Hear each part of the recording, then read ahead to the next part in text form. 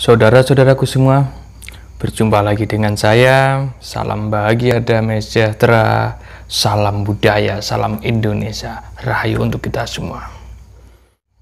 Pada kesempatan kali ini saya akan memberikan tips, membagikan cara bagaimana merawat keris yang baik dan benar, meminyaki keris yang baik dan benar. Tujuannya kita tahu meminyaki dan merawat keris yang benar adalah tidak lain agar sebuah keris pusaka mampu terjaga dengan baik, tidak cepat rusak, sehingga nantinya bisa diwariskan oleh anak cucu kita atau generasi penerus setelah kita.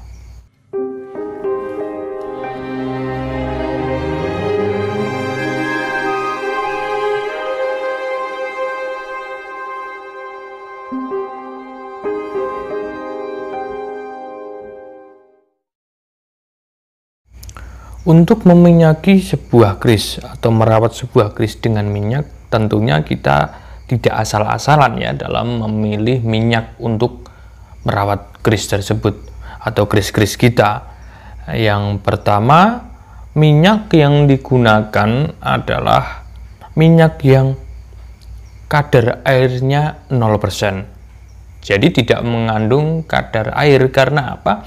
Kalau mengandung kadar air nanti akan berakibat timbulnya karat pada sebilah keris yang nantinya jangka panjangnya akan merusak sebuah bilah keris gitu. Lalu yang kedua, tidak mengandung alkohol. Kenapa tidak mengandung alkohol?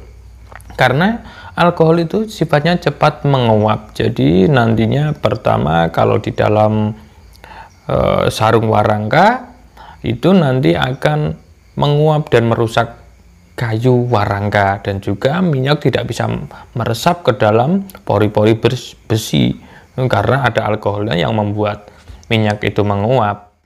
Nah, cara untuk mendapatkan minyaknya bagaimana?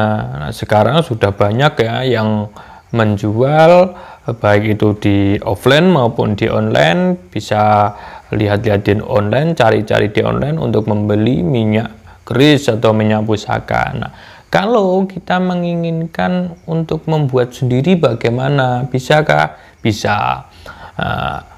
Bahan yang digunakan adalah, kalau saya biasa memakai yang untuk mendasari adalah minyak jahit ya. Minyak jahit itu tingkat keasamannya netral dan juga kandungan airnya 0%. Bisa juga dengan minyak senjata, itu bagus juga.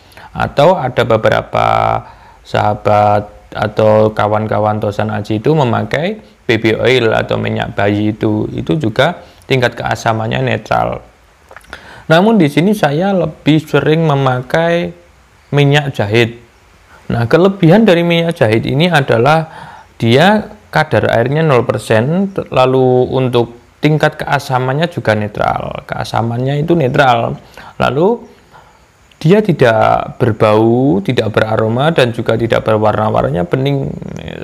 Nah, karena kita juga membutuhkan sesuatu aroma ya, maka minyak itu kita tambah dengan aroma-aroma wangi sesuai dengan selera kita. Bisa cendana, bisa melati, atau yang lain. Kalau saya biasa pakai cendana atau juga melati. Nah, itu saya campur dengan minyak jahit itu dengan takaran sesuai selera. Kalau pengen aromanya lebih kuat ya otomatis minyak aroma cendana atau melatinya juga lebih banyak. Nah, untuk minyak cendana dan minyak yang lain, mungkin misal minyak melati dan sebagainya, ini juga saya menyarankan agar memakai yang benar-benar murni atau bibit ya, minyak bibit istilahnya.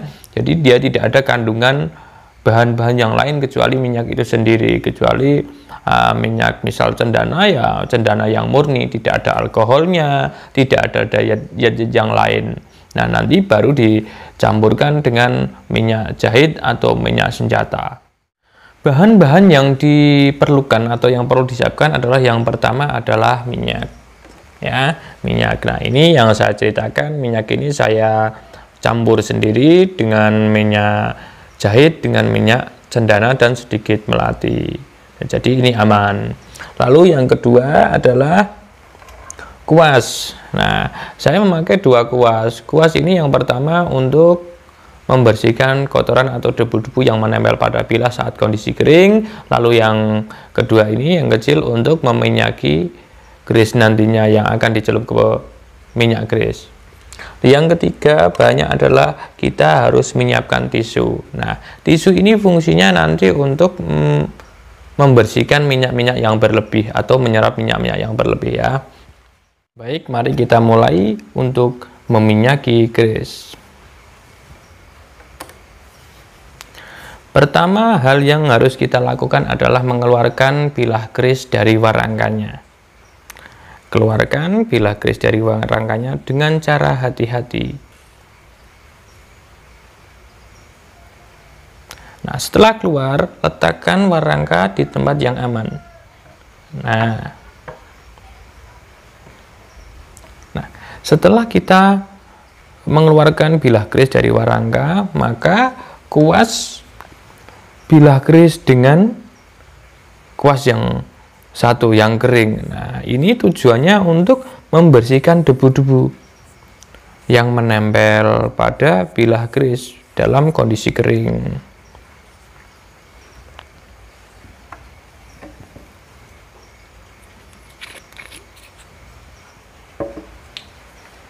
Yang selanjutnya adalah kita meminyaki. Celupkan kuas ke dalam minyak dengan cara hati-hati, pelan-pelan, tidak perlu banyak-banyak ya. Lalu kuas bilah grease dengan pelan-pelan, lembut dan juga merata. Tipis-tipis saja, tidak usah terlalu tebal ya. Nah, secara merata. Kalau sudah, celupkan kembali kuas ke dalam minyak. Sedikit saja. Minyaki sisi baliknya. Nah, juga secara merata juga ya. Nah, secara merata. Setelah itu, jangan lupa juga minyaki bagian bawah gonjo.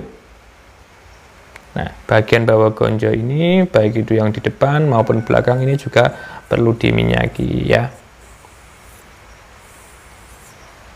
Nah, setelah selesai, nah maka kita lihat ini bilah grease sudah nampak basah keseluruhan dengan minyak ya. Nah, ini sudah minyak. Nah, yang selanjutnya adalah ambil tisu. Nah, setelah kita mengambil tisu, maka tempatkan di suatu tempat yang aman. Ini tisu ini nantinya untuk menempatkan bilah grease dalam posisi berdiri atau dalam posisi bersandar grease-nya ya. Nah, grease ditaruh di atas tisu.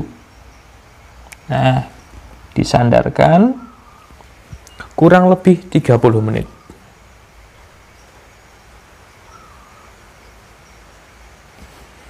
Kenapa saya menyarankan sampai kurang lebih 30 menit? Karena minyak yang ada pada bilah grease ini nanti biar turun, biar tidak terlalu banyak, dan juga mampu membawa kotoran-kotoran atau debu-debu yang masih menempel turun ke arah ujung. Nah, ini yang membawa itu minyak itu.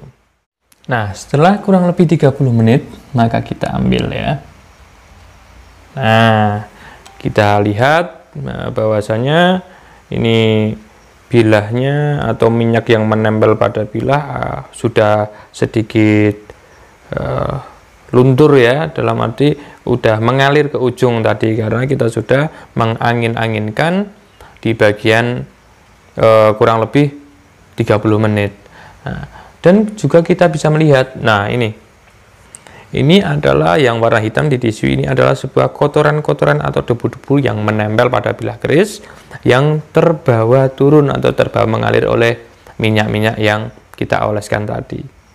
Nah, setelah kita melihat atau sudah mengangin-anginkan sambil kita nikmati, maka yang selanjutnya adalah kita ambil tisu kembali. Nah, tisu ini untuk mengelap minyak yang berlebih pada grease.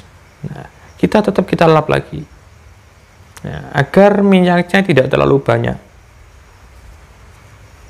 Ya. Nah, seperti ini. Nah, ini. Jadi minyaknya sudah tidak terlalu banyak di bilah keris.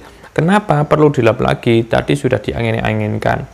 Karena kalau minyak yang ada pada bilah itu masih terlalu banyak, maka potensi minyak ini untuk ditempeli debu-debu atau kotoran-kotoran itu sangat besar, dan juga nanti akan menimbulkan atau menciptakan kotoran baru yang akhirnya mengundang karat. Lalu yang kedua adalah kalau kita meminyaki keris dengan cara berlebih dan masih kondisi minyaknya tebal, lalu dimasukkan ke dalam warangka, nanti resikonya warangkanya akhirnya ikut basah dan mudah menjamur atau timbul jamur, dan juga akhirnya rusak warangkanya dan juga akan menimbulkan kotoran-kotoran baru lagi.